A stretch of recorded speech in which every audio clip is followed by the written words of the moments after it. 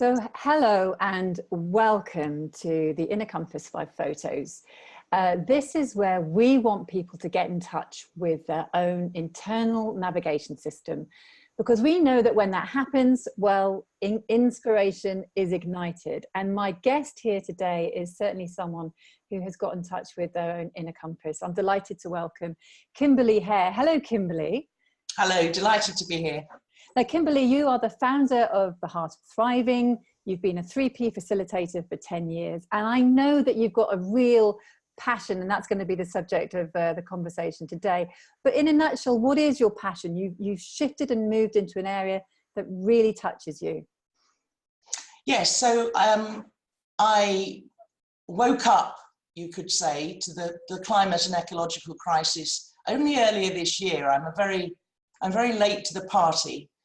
But I have done an enormous amount of intensive research since then and really explored what's going on.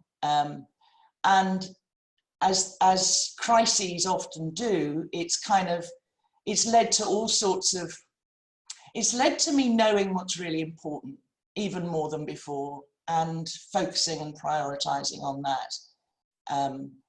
And has led to a whole load of nudges from the universe or mind or the intelligence behind life as to how I should now be spending my time. So yeah, that's what these 5 photos are all about. Well, shall we just crack on then, and you can take us through your 5 photos? Absolutely, yeah, that's great. So yeah, these 5 photos, incredibly difficult challenge to find only 5, but my first one is of, as you can see, a group there. And this is one of the groups on my Heart of Thriving workshops, which I run every month or couple of months. And I do these in-house and also as an open program. This represents my life for the last 35 years, really. The thing I love above all is working, or actually it feels more like playing, with groups. It's what I do best. And since 2009, all my work has been underpinned by this understanding called the 3 principles. And I call it the Heart of Thriving, because for me, it's about waking up and being fully alive and connecting with who and what we really are, and thriving, no matter what the external circumstances are. And in hindsight, when I look at this picture, I realize it's always been about that for me. Even before coming across the principles, if I was sharing, teaching leadership skills or NLP strategies or training trainers and coaches, it was always about really the realization of human potential and going deeper and finding the joy and love that is our essence. Yeah, so it's kind of a little bit leading us up to the present moment, and that's photo 1, ready to move on. And so it really sounds as though this whole idea of connection and love and compassion, that's really been a thread through everything that you've done. So yeah, let's move on. Yeah. So this is a picture of part of my garden, which is very important to me. And it's been a particularly beautiful year, I think, this year. When I woke up to the climate and ecological crisis, I did a lot of grieving in my garden. And I think that's, I don't think that's pathological. I don't think it's something to be fixed or cured or resolved. I think it's incredibly natural and appropriate, actually, when you see what's actually happening. You know, I would literally weep and sob as I cradled flowers in my hands, or as I watched, you know, a robin digging for worms. And here in England, you know, one could be forgiven for not seeing the full extent of the catastrophe that's coming our way. And, you know, everything looks the same, really. The supermarkets are still stocked with food flown from all over the world for our convenience. We're still talking about Brexit or the Rugby World Cup. We're still just recently maybe going to our local fireworks display. It all feels really normal. But after all the research that I've done, I now see the many signs that climate catastrophe is already happening right here in England. So that's my garden.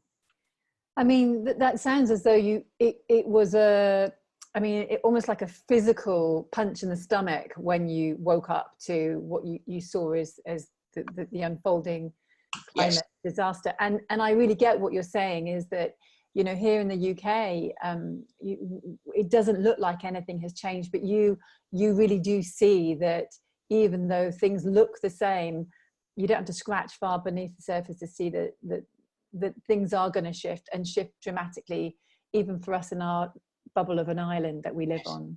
Absolutely, and quite soon. I mean, just one small example, we import 60% of our food, and it's all, you know, as you know, it's very much, the whole system is predicated on just in time. So there's no slack in the system at all. And last year, and they predict this year as well, the harvests across Europe and certainly other places of the world are radically down.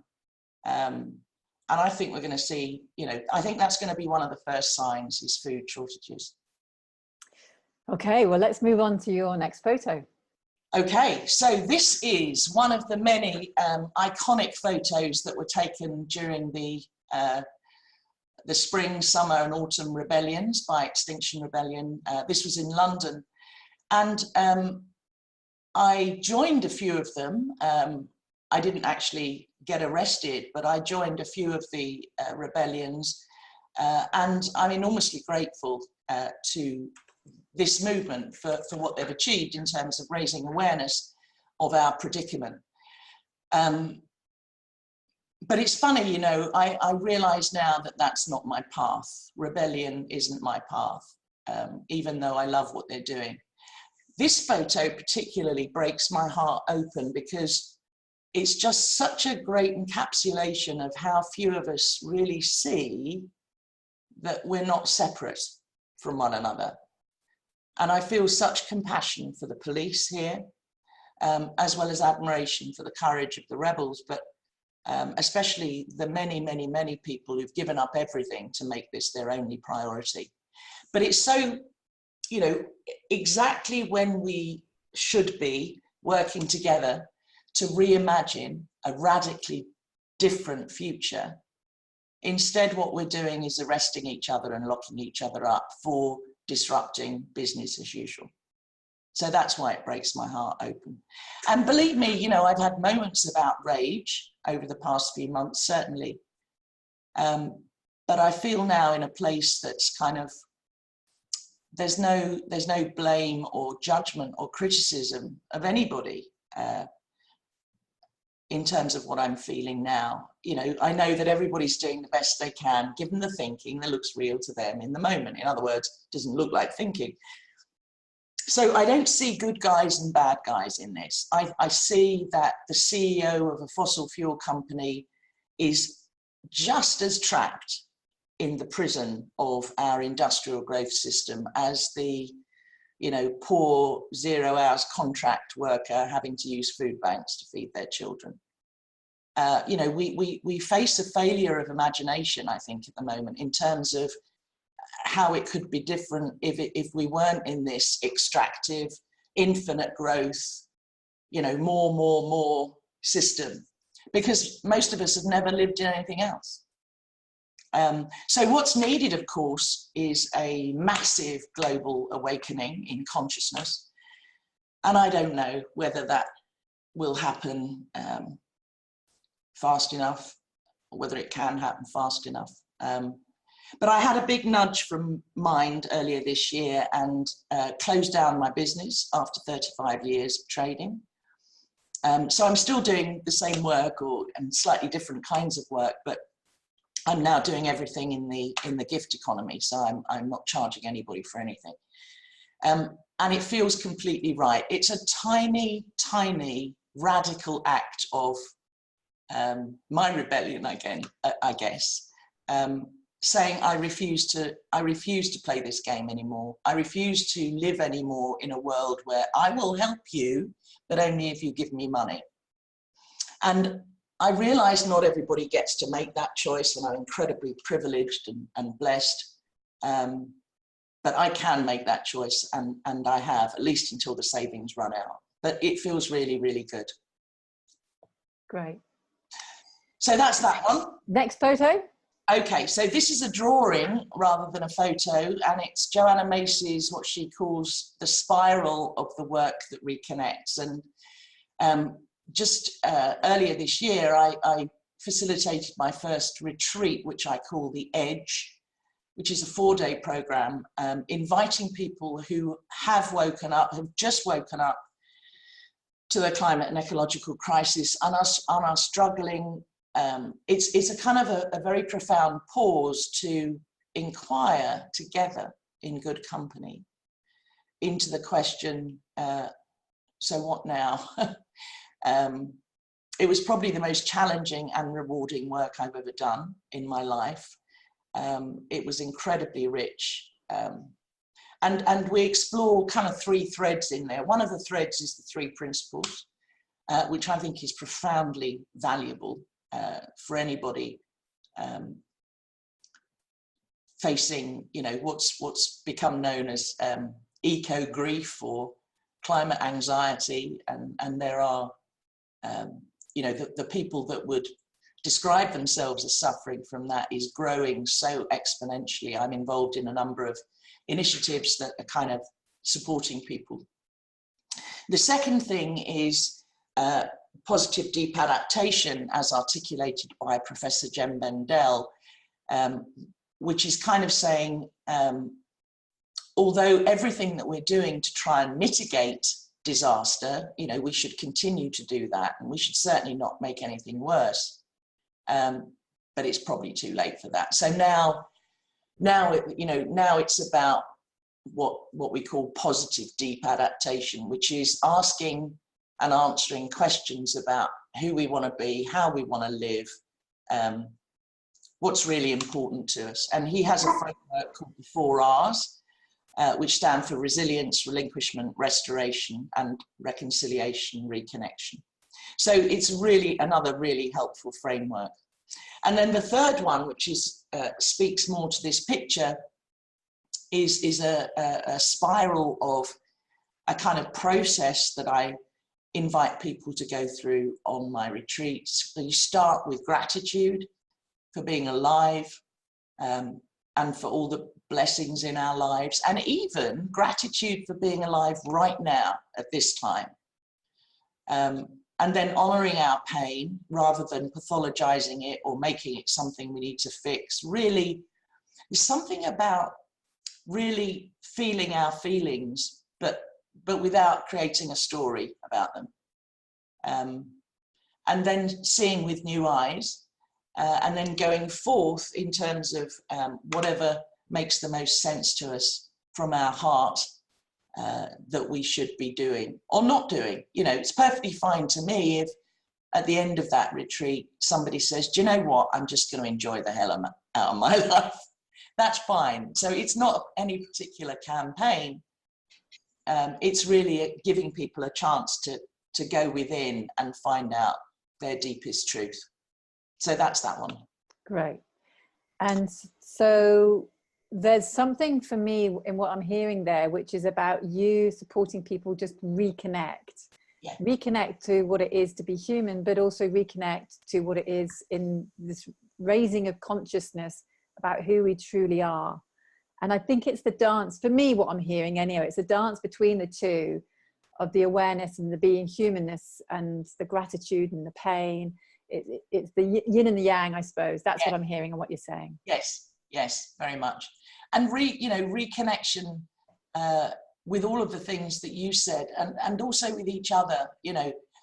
There's a way in which I believe this whole mess is actually a symptom of disconnection in many, many ways. Wow. From ourselves, from each other, from the planet, from nature. Final photo. Yes, so this is a picture that I took as part of a group that were engaged in something called deep gazing on one of my workshops. And for me, it represents this universal truth that underneath all of our personal thinking, we're all the same. You know, we're pure consciousness walking around in a body with a clever porridge up here and this wonderful skin bag, you know, but we're made of love. And it's so funny, I've run this exercise hundreds of times, and the initial self-consciousness falls away. And as people gently gaze into each other's eyes, they realize, you know, it's that namaste moment. They realize that the thing that's looking out of their eyes is the same thing that's looking out of the other person's eyes.